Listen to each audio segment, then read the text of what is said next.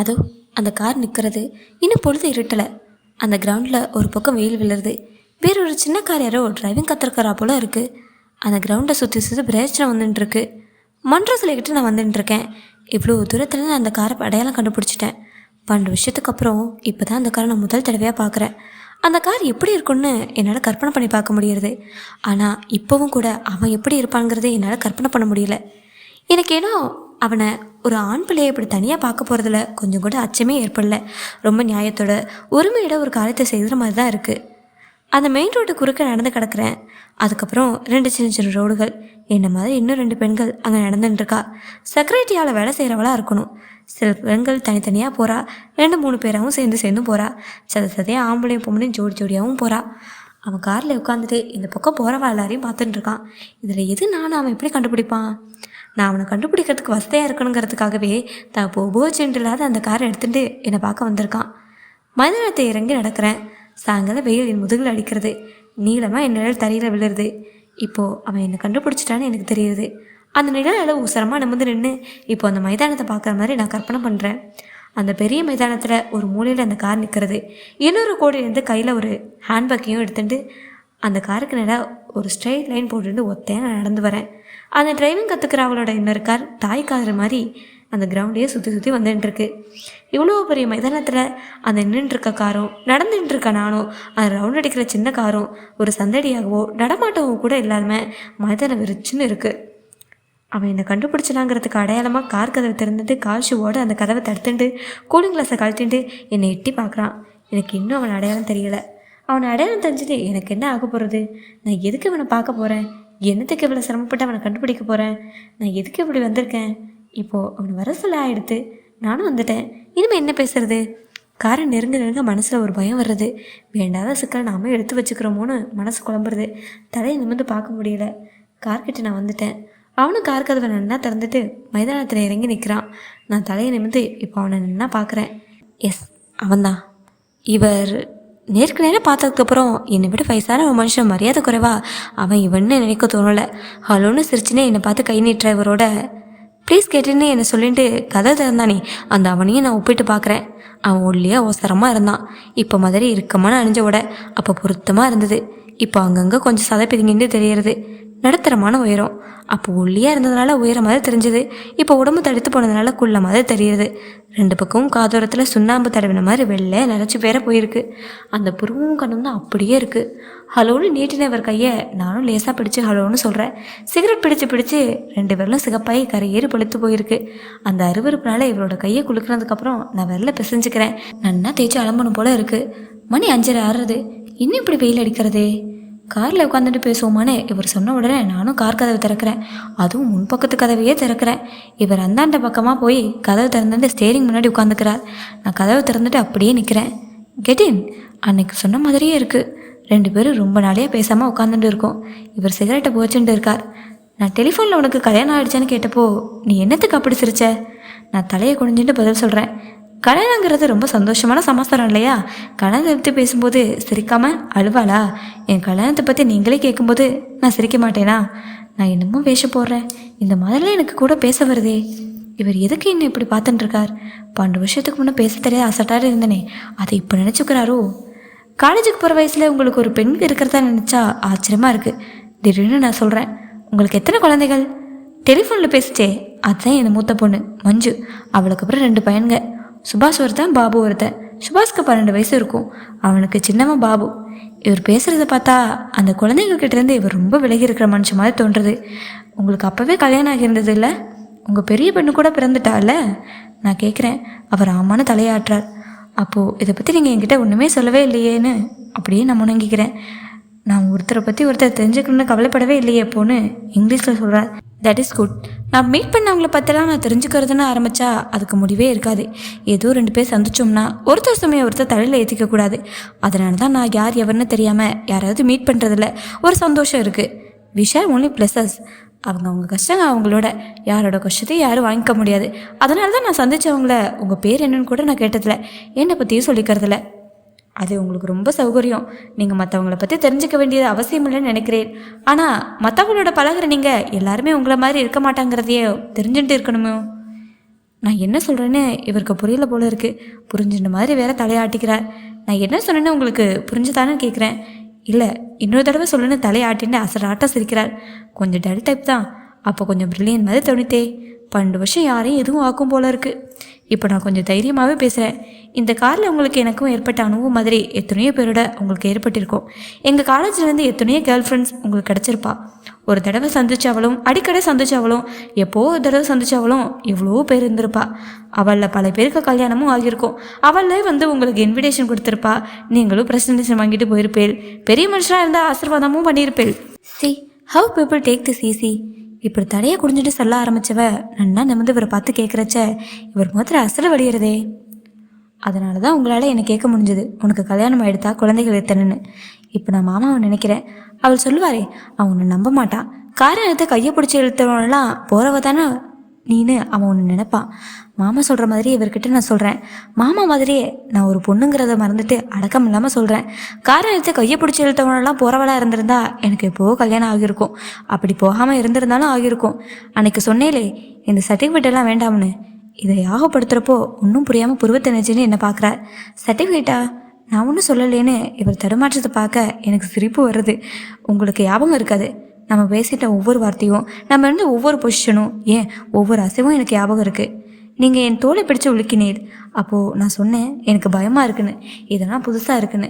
அப்போது நீங்கள் கேட்டல் கன்னத்தில் அரைகிற மாதிரி எதுக்கு இந்த சர்டிஃபிகேட்டலான்னு ஞாபகம் இருக்கா? இவர் நிச்சயம் சொரிஞ்சிக்கிறார். ஐம் சாரி, தொந்தரவாக இருக்கா? 12 வருஷத்துக்கு முன்னால் ஒரு அருமையான சாயங்கால பொழுது பாலா போனது மாதிரி இன்றைக்கி ஒரு ஈவினிங் வேஸ்ட்டாக போகிறதுன்னு வருத்தமாக இருக்கா மிஸ்டர் பிரபு? வேஸ்ட்டாக போகிறது ஒரு ஈவினிங் மட்டும் இல்லைன்னு சொல்கிறதுக்காக தான் உங்களை கூப்பிட்டேன். நோ அப்படியெல்லாம் இல்லை.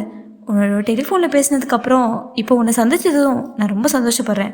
நான் சந்தித்த என்னோடய காரில் வந்த எத்தனையோ பேரில் நீ ஒருத்தி இல்லைன்னு எனக்கு அப்போவே தெரியும். That is why I feel guilty. நான் உன்னை நினைக்கக்கூடாதுன்னே நினைக்காம இருந்தேன். அந்த ஈவினிங்கோட நான் உன்னை மறந்துடுறது நல்லதுன்னு மறந்துட்டேன். நான் உனக்கு ஒரு உண்மையை சொல்லட்டுமா? என் லைஃப்பில் நான் கெடுத்த ஒரே பெண் நீ தான். மற்றவங்க எல்லாருமே ஏற்கனவே கெட்டு போனவங்கன்னு சொல்லிட்டு சிகரெட்டை பலமாக உறிஞ்சி புகை விடுறார். புகை காரணமாக என்னவோ கண்ணெல்லாம் கலங்குறது. தொண்டையை சிறுமிக்கிறார். நானே இந்த பக்கம் திரும்பிக்கிறேன். அந்த கிரவுண்டில் வளர போட்டிட்டு இருந்த அந்த சின்ன காரை இப்போ காணோம். அந்த மைதானத்தில் எங்களை தவிர வேறு யாருமே இல்லை. நீல நின்ம விழுந்த சாயங்கால நிலையெல்லாம் நெருங்கி ஒன்று சேர்ந்த நேரம். கருப்பாயிட்டு வந்து இது சாயங்காலமாக காலம்பரவான மனசை மயக்கிறது. காலம்பர நேரம்னு நினச்சிண்டா அதே மாதிரி இருக்குது. தூரத்தில் அயன் பிரிட்ஜில் விளக்கறியுது. பீச் ரோடு முழுக்க விளக்கறியுது. இன்னும் வெளிச்சம் இருக்கிறதுனால விளக்க பார்த்தா தான் அது எரிஞ்சுட்டு இருக்குன்னு தெரியுது. நான் என் ரிஸ்ட் வாட்சை பார்க்குறேன். மணி 6 ஆகிடுது. நான் அவர் திரும்பி பார்க்குறேன். இந்த பக்கம் திரும்பாமல் அந்த பக்கத்து கதவில் மோயா ஒன்றுட்டு வெளியே பார்த்துட்டு இருக்கார். இல்லை, கண்ணை மூடிட்டு இருக்கார். நெத்தியில் முடி சரிஞ்சு கிடக்கு. அன்னைக்கு மாதிரி இவரை நான் நல்லா பார்க்குறேன். இப்பவும் கூட அப்போ மாதிரி இல்லைனாலும் இவர் அழகாக தான் இருக்கார். அப்போது ஒரு மாதிரி இதில் அழகு, ஆப்டர் டேட் ஸ்டைல். அப்பவும் அப்படி தான், இப்போவும் அப்படி தான். காற்று இந்த பக்கம் திரும்பி எடுக்கிறச்ச லேசாக இருந்த சென்ட் வாசனை இப்போ மூக்க தொலைக்கிறது. இவர்கிட்ட இருக்கிற பணத்தை மைனஸ் பண்ணி பார்த்தா இந்த ஆளுக்கு மதிப்பு என்ன இருக்குன்னு நினைக்கிறப்போ எனக்கு ரொம்ப பாவமாக இருக்குது. இந்த உடம்பெல்லாம் உழைக்க கூட முடியாது. இருக்க சத்தம் கூட இவராக சேர்த்ததாக இருக்காது. தன் லைஃப்பில் இவருக்கு எடுத்த முதல் பெண்ணே நான் தானே சொன்னாரே. What about his wife? தாலி கட்டுறதுனால அவளுக்கு எடுத்ததாக இவர் நினைக்கல போல இருக்குது. இப்படிப்பட்ட மனுஷன்லாம் தாலி கட்டுட்டு இருக்கிறவ பணப்பெருமையை தவிர வேறு என்ன பெருவை கொண்டாட முடியும்? ஆமாம், இவர் எதுக்கு இப்படி வர சொல்லி இதெல்லாம் பேசிகிட்டு இருக்குன்னு இன்னமும் எனக்கு புரியலையே. இதில் புரிய என்ன இருக்குது? இது என்னோடய உரிமை. Yes, this is my right. நான் சிரிச்சுட்ட போல இருக்குது. இவர் டக்குன்னு திரும்பி என்னை பார்க்குறார். இந்த 12 வருஷமாக என்னையும் நினச்சிக்கிட்டு இருந்த நீ என்னை கண்டுபிடிக்கிறதுக்கு இவ்வளோ காலமாச்சான்னு அவர் கேட்குறச்ச இவர் என்னத்தையும் இல்லாத கற்பனை பண்ணிக்கிறாருன்னு எனக்கு புரியுது. ஆனால் மாமா சொல்கிற மாதிரி இவர் என் மேலே அவநம்பிக்கை கொண்டாடலன்னு எனக்கு தெரியுது. என்னுடைய ஒவ்வொரு வார்த்தையும் அது எவ்வளோ உண்மையோ அதை விட கொஞ்சம் அதிகபட்சமாகவே இவர் நம்புறாருன்னு எனக்கு தெரியுது. பாவம், இவரை நான் ஏமாற்றப்படாது. நான் சொல்கிறேன், நோனும் அப்படிலாம் இல்லை. 6 மாதத்துக்கு முன்னாடி தான் நான் உங்களை நினச்சேன். இந்த 6 மாதமாக நான் உங்களை தேடினது தான் உண்மை. அதுக்கு முன்னே நான் உங்களை தேடணும்னு நினைக்கவும் இல்லை, தேடவும் இல்லை. இவர் கொஞ்ச நாள் யோசிச்சுக்கிறார். அதுக்கப்புறம் நீ காலேஜை விட்டு நின்றுட்டேன்னு நினைக்கிறேன். ஏன்னா உன்னை தேடிட்டு நான் வரலனாலும் அந்த பக்கமாக நான் வேறு எதுக்காவது வந்தப்போ கூட நீ எனக்கு கண்ணில் படலையே. ஆமாம் ரைட்? எனக்கு இன்னும் பெருமிச்சு வருது. அதுக்கப்புறம் நான் பட்டதெல்லாம் உங்களுக்கு என்ன தெரியும்னு நினச்சிக்கிறேன். நெஞ்சு உழந்து உதடெல்லாம் வறண்டு போகிறது. இவரை நான் கடைசியாக பார்த்த நிமிஷத்துலேருந்து இப்போ பார்த்துட்டு இருக்கேனே, இந்த நிமிஷம் வரைக்கும் என் வாழ்க்கையில் நடந்ததெல்லாம் இவருக்கு சொல்லி மாலுமான்னு நினைக்கிறச்ச திகப்பாக இருக்குது. ஒரு ஆடலை இல்லாமல் ஒரு விஷயத்தை நினைக்கிறதுக்குள்ளே இன்னொன்று முளைக்கிறது. அது மாதிரி மனுஷ முகங்களும் அவள் சொன்ன வார்த்தைகளும் அடியும் வசமும் காலேஜும் ஹாஸ்டலும் வீடும் ஃப்ரெண்ட்ஸும் லெக்சர்ஸும் படித்ததும் எழுதுனதும் எல்லாம் காதில் கேட்குற சத்தமாகவும் கண்ணுக்கு தெரிகிற காட்சியாகவும் கசமசான குழம்பி என் தலையை சுற்றி உள்ளேயும் வெளியும் குடையிறது. கண்ணை மூடைய தலையை ஒளிப்புண்டு ஒரு பக்கமாக சாஞ்சிக்கிறேன். வாட் இஸ் த மேட்டர்னு என்னமோ போயிட்டு என் தோல் மேலே அவர் கையை வச்சுட்டார். சீன்னு துள்ளி முழிச்சுக்கிறேன். சாரின்னு சமாளிச்சுட்டு என் முகத்தில் வந்துட்ட கோபத்தை மாற்றிட்டு சமாதானமாக பார்க்குறேன். பாவம் இவருக்கு கையெல்லாம் நடுங்கிறது. தப்பாக நினச்சிக்காதீங்கோ, நானும் உங்களை தப்பாக நினச்சிடல. ஏதோ நினைவில் இருக்கிறச்ச திடீர்னு மேலே கைப்பட்ட உடனே என்னை அறியாமல் நான் பிரேக் அவுட் பண்ணிட்டேன். துணை நானே என்னமோ உளர்றேன். நம்ம வேறு எங்கேயாவது போகலாமா? இருட்டி போச்சுன்னு பயந்த குரலில் அவர் கேட்குறார். Oh yes. அப்படியே அயன் பிரிட்ஜ் வழியாக பீச் ரோட்டில் போய் மென்னா காண்டியில் காஃபி ஆர் கூல்ட்ரிங்க்ஸ் சாப்பிட்லாமா? Oh yes. 12 வருஷத்துக்கு முன்னே இதே மாதிரி ஒரு சாயங்காலம் இதே காரில் அப்போ நான் பின் சீட்டில் உட்காந்துருந்தேன்.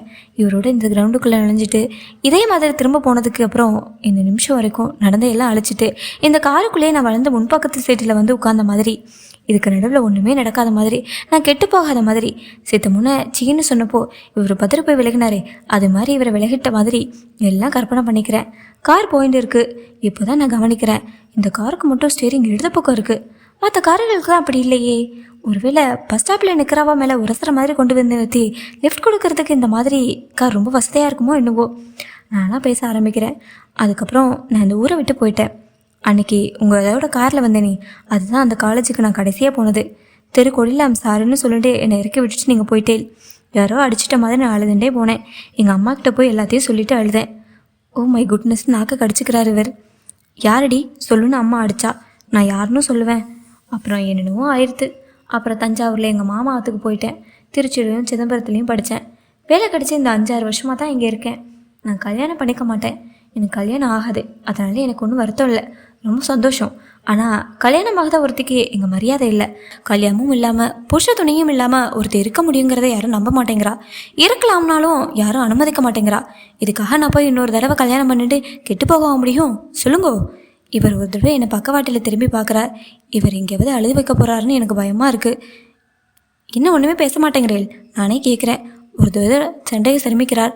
உனக்கு தான் பேசுகிறதுக்கு நிறைய விஷயம் இருக்குது. நானெல்லாம் ஒன்றுக்கு லாய்க்கு இல்லாத குட் ஃபார் நத்திங். நீ இன்னமும் படிச்சுக்கிறேன்னு சொல்கிறியே, அந்த தகுதிக்கெல்லாம் பக்கத்தில் கூட வந்து நிற்க முடியாது. அருகதே இல்லை எனக்கு. இங்கிலீஷ் பேசுகிறேன்னு பார்க்குறியா? படித்தது ஹைஸ்கூல் வரைக்கும். ஆனால் கான்வென்ட் எஜுகேஷன். என்ன லாபம்? இப்போ சுத்தமாக பேசுகிறதுக்கு தமிழ்லேயும் முடியலை, இங்கிலீஷ்லேயும் முடியலை. அதனால் பல சமயத்துக்கு பேசுகிறதுக்கே பயமாக இருக்குன்னு சிரிச்சுட்டே தான் சொல்கிறார். ஆனால் இவர் மனசில் எவ்வளோ தாழ்வு மனப்பாடமையும் வருத்தமும் இருக்குன்னு என்னால் புரிஞ்சுக்க முடியுது. 2 பேருமே கொஞ்ச நாள் மனமாயிடுறோம். கார் போய் அந்த ரெஸ்டாரண்ட்டுக்குள்ளே நுழையுது. இவர் கேட்குறார், நீ வெஜிடேரியன் தானே? ஐ திங்க் வேறு பிராமின். பேச்சை பார்த்தா அப்படி தான் தெரியுது. நான் பதில் ஒன்றும் சொல்லலை. கார் போய் நிற்கிறது. ஒரு வெயிட்டர் வரான். இவருக்கு சலாம் வைக்கிறான். இவர் தெரியும் போல இருக்கு, அடிக்கடி இங்கே வருவாரோ. என்ன சாப்பிட்ற? Biscuits and tea? டீ மட்டும். ஓகே, டீ மட்டும் கொண்டு வா. அவன் போனப்புறம் என்னை வெளிச்சத்தில் நல்லா பார்க்குறார். உன்னை பார்த்ததில் எனக்கு ஒரு பக்கம் சந்தோஷமாகவும் இருக்குது, வருத்தமாகவும் இருக்குதுன்னு சொல்லிட்டு கொஞ்சம் நேரம் இதையே யோசிக்கிறார். அப்புறம் இங்கிலீஷ்லேயே சொல்கிறார், ஏதோ விளையாட்டுத்தனமாக ஒரு விபத்து மாதிரி நடந்துட்டதை மறந்துட்டு இருக்கணும் நீ. அதுக்காக வாழ்க்கையை வீணாக்கிக்கிறதா? One should take thing easy in life. எனக்கு அவர் ரொம்பவும் நிஜமாக பரிதாபப்படுற மாதிரி தோன்றுறது. இன்னும் நான் உன்னை பார்க்க வரேன்னு சொன்னேனே, அப்போ நான் நினச்சது உனக்கு கல்யாணமாகி இருக்கும், 2-3 குழந்தைங்க கூட இருக்கும். ஏதோ நீ ஃப்ரெண்டுங்கிற முறையில் என்கிட்ட ஏதாச்சும் உதவி கேட்குறியோ, இல்லைனா ஜஸ்ட் ஃபார் அன் அக்கௌண்ட் டேஸ்க்கு ஃபோன் பண்ணுறியோன்னு தான் நினச்சிக்கிட்டேன். ஓ, கல்யாணமும் பண்ணிவிட்டு அதுக்கப்புறம் இந்த மாதிரி உங்களை கூப்பிட்டு சந்திக்கிற பெண்களும் இருக்காளன்னு நான் அக்கெல்லாம் கேட்குறேன். இந்த உலகத்தில் இல்லாத எது? ஆனால் உன்னை மாதிரி வாழ்க்கையை வேஸ்ட் பண்ணிக்கிற பொண்ணு எனக்கு தெரிஞ்சவன் நீ மட்டும்தான். இவர் பேசிட்டு இருக்கிற போதே நான் குறுக்க கேட்குறேன், அது எப்படி முடியும்? என்னை மனசாட்சியை ஒரு பக்கம் விடுங்கோ. இந்த மாதிரி கெட்டு போனவள்னு பகிரங்கமாகிட்ட பிறகு ஒரு பொண்ணை கல்யாணம் பண்ணிக்க யார் முன் வருவார்? What are you talking? கெட்டு போகிறதுன்னு I can say many cases. ஒருத்தனை வாழ்ந்துட்டு டைவர்ஸ் பண்ணிக்கிட்டு வேற ஒருத்தனை கல்யாணம் பண்ணிக்கிறவங்கலாம் இந்த காலத்துலேயும் இருக்காங்க. நீ கெட்டு போனதை எல்லாம் கூட ஒன்று பார்த்தாங்களா? நான் உன்னை சந்தோஷத்துக்கு ஏதாவது ஒரு பலன் இருக்கணும். சீக்கிரம் அது என்னென்னு சொல்லு. வெயிட்டர் டீ கொண்டு வரான். இவர் கப்பன் சாஸ்திரம் வாங்கி என் கையில் கொடுக்குறார். இவரும் ஒன்று எடுத்துக்கிறார். வெயிட்டர் போயிடுறான். டீயை உறிஞ்சுட்டே சொல்கிறார், உனக்கு கல்யாணம் செஞ்சு பார்க்கணுன்னு எனக்கு ரியலி உன்னை மாதிரி ஒரு பொண்ணு வாழ்க்கையை இப்படி வீணாக்கிக்கிறது நியாயமில்லை. நானே உனக்கு ஃபர்ஸ்ட் கிளாஸ் மாப்பிள்ளையை பார்த்து கொண்டாரேன் பார். இந்த கெட்டு போகிறது அதுங்கிற விஷயத்துக்கெல்லாம் ரொம்ப அப்பால இருக்கவனா கொண்டாரேன். அதுக்கு நீ என்ன சொல்கிற? அவன் இப்போ முன்ன மாதிரி இல்லை. அவன் ரொம்ப கண்ணியமான மனுஷனாக மாறிட்டான். ஆம், அவன் ஒரு கனவான்னு ஆர்கே வீவர் பற்றி சொன்னாரே, அதை இப்போ நினச்சி பார்த்துக்கிறேன்.